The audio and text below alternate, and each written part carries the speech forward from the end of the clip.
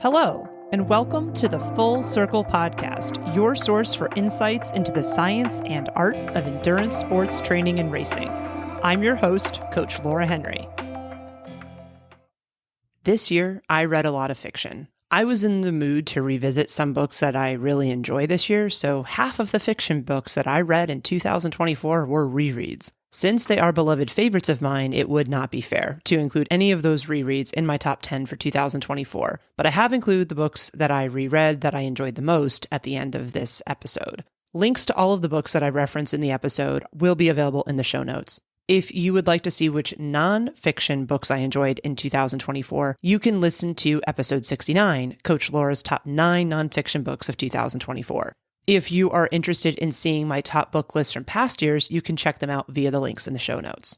Number 1, Arc of a Scythe series. The Arc of a Scythe series, written by Neil Shusterman, was the best new fiction I read this year. It is comprised of 4 books, a trilogy, plus a collection of short stories from the world of Arc of a Scythe.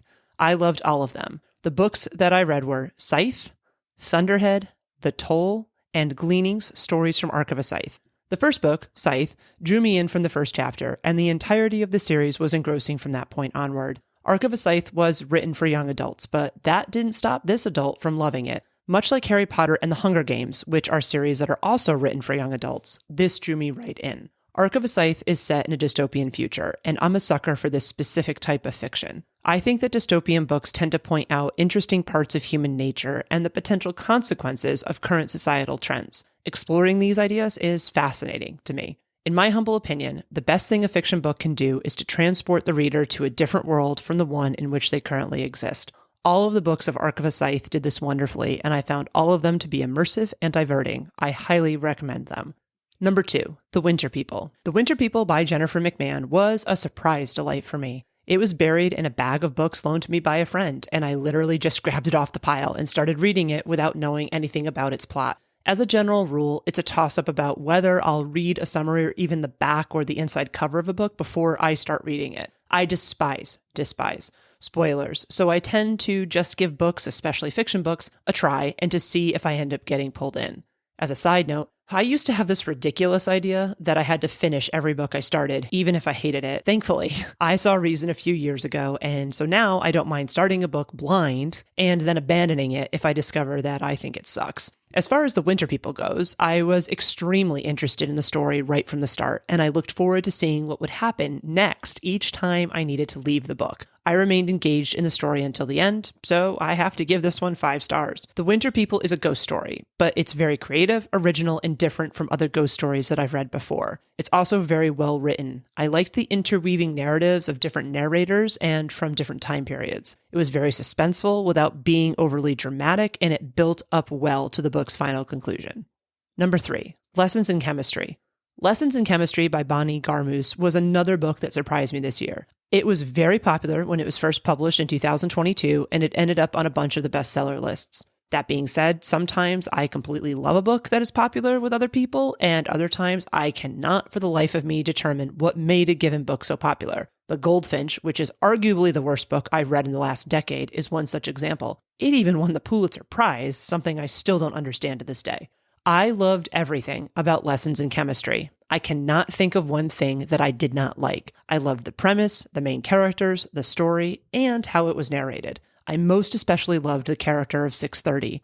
Lessons in Chemistry is original, engaging, and honestly, an incredibly well-written debut novel. This is a book that I looked forward to reading as I was reading it. Each time I had to step away, I looked forward to coming back to it later. It was a wonderful read. Number 4, The Frozen River. The Frozen River by Ariel Lawhon was another best-selling, popular book that I wasn't sure I'd actually enjoy. However, I was engaged with this book right from the beginning. I loved the inspiration for it, the real-life Martha Ballard, who was a midwife in the colonial and then early days of the United States of America.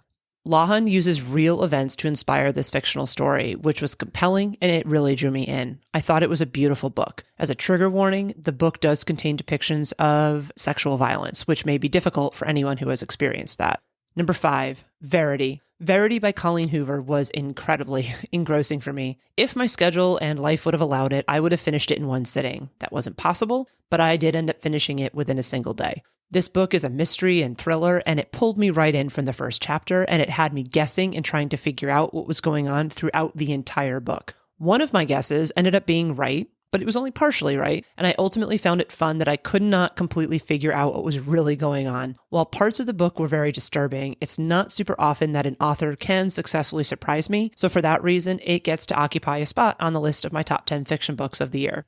Number 6, The Book of Doors. The Book of Doors by Gareth Brown is a book that I judged by its cover. I was at the library with a friend, and I happened to see it sitting on one of the featured shelves towards the front of the library. It had a beautiful cover, so I did actually open the jacket and read the inside cover. The premise of the story seemed original and intriguing, so I decided to give it a go. I ultimately loved the entire story and the magic of the Book of Doors. Full disclosure, I did go back and forth between being completely annoyed with the protagonist and then liking her. When I encounter a character that I feel this way about, this phenomenon is always interesting to me. An author's ability to successfully provoke such conflicting emotions and reactions from the reader is always intriguing to me. Overall, I thought it was fun, and it was an easy read that was thoroughly enjoyable. Number 7, America's First Daughter. America's First Daughter by Stephanie Dray and Laura Camoy, while a novel, is incredibly well researched.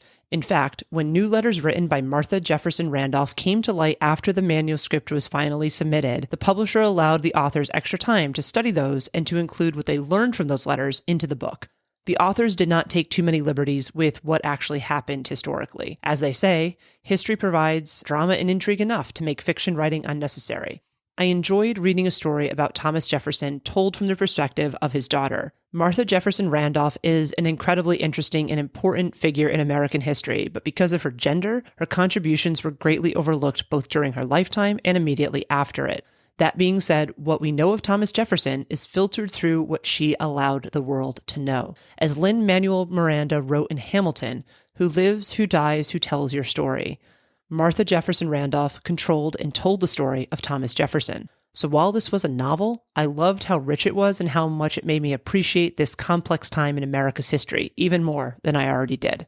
Number 8, My Dear Hamilton. After really enjoying America's First Daughter, I was interested to read My Dear Hamilton, also written by Stephanie Dray and Laura Camoy, where Eliza Schuyler Hamilton, wife of the now famous founding father Alexander Hamilton, is the protagonist.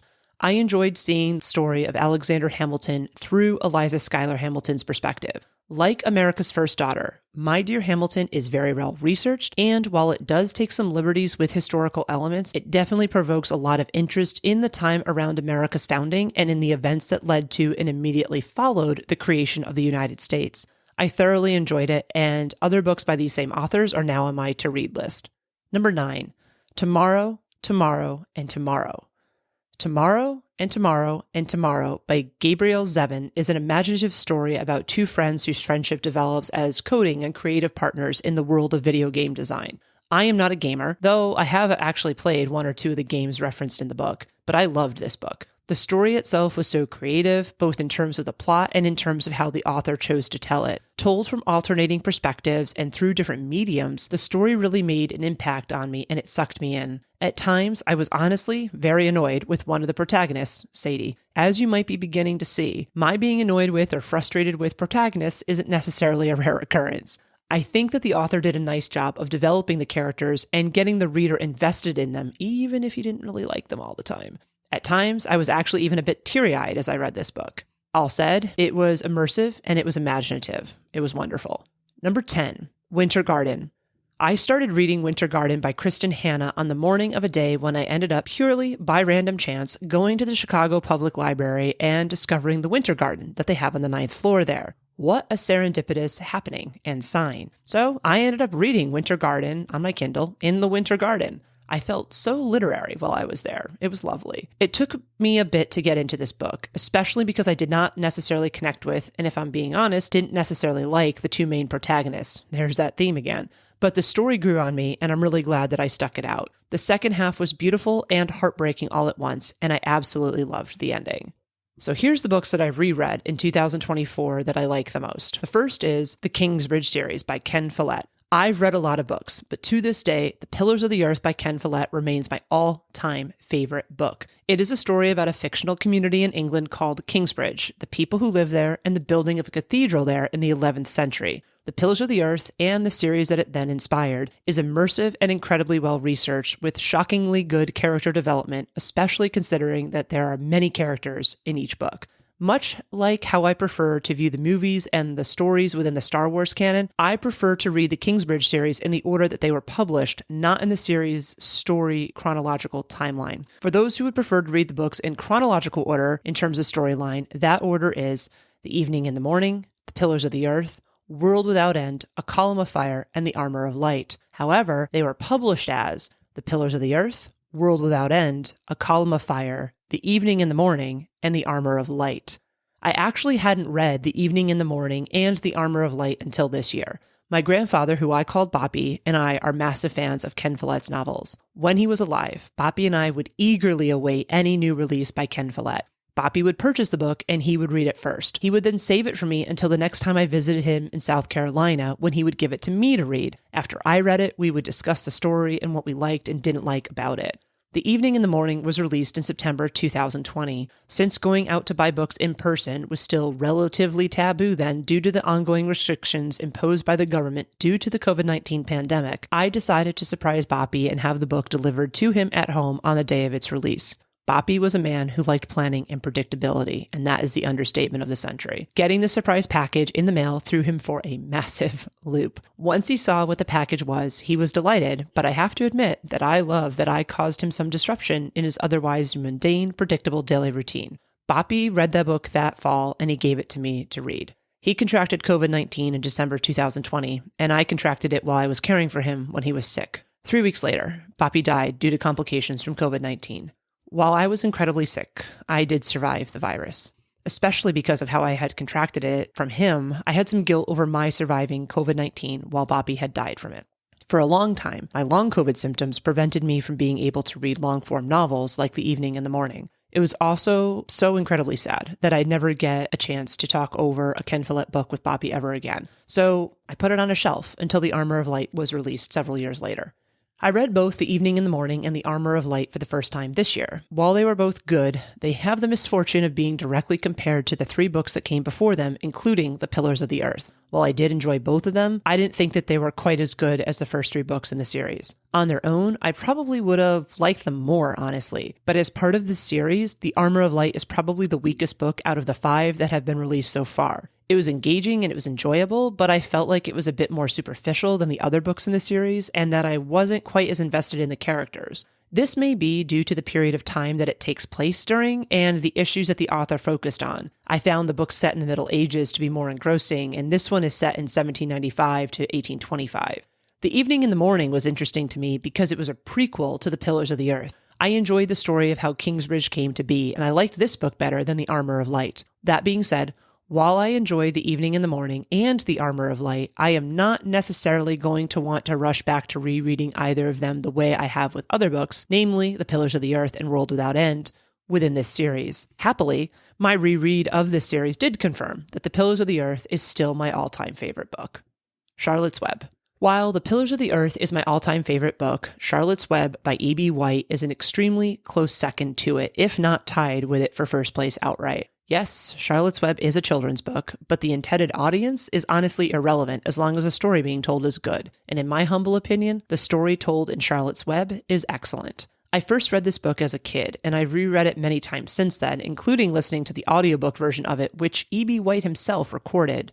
The story has always connected with me on a personal level. When I was a kid, my next-door neighbors had pet rabbits, and my brother and I would go over and play with them. One day, when I was 8 years old, my next-door neighbor asked me if I wanted to play with the rabbits. Of course, I replied. They led me into the garage and opened up their chest freezer to reveal all of the rabbits that I had gotten used to playing with, all frozen, just sitting there, waiting to be eaten.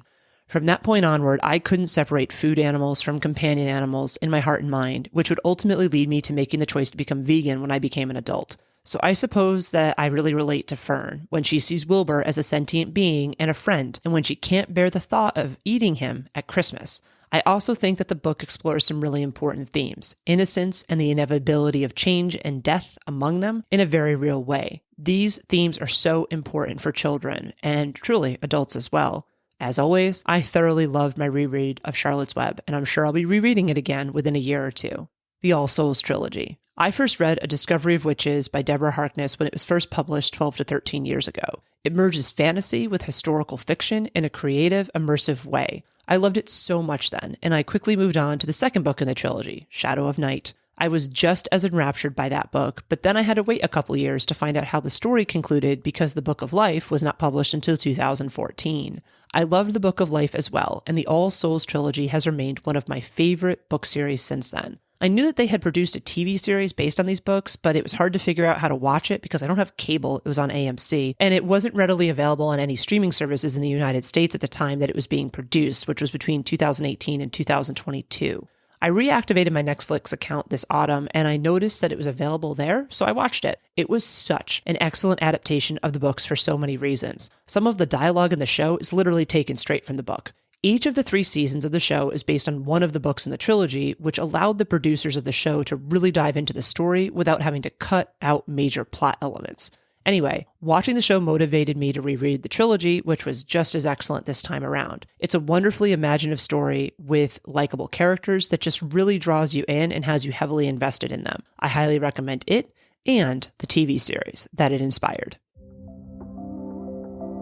That was another episode of the Full Circle Podcast. Subscribe to the Full Circle Podcast wherever you listen to your favorite podcasts. If you like what you listen to, please be sure to leave us a rating and review, as this goes a long way in helping us reach others.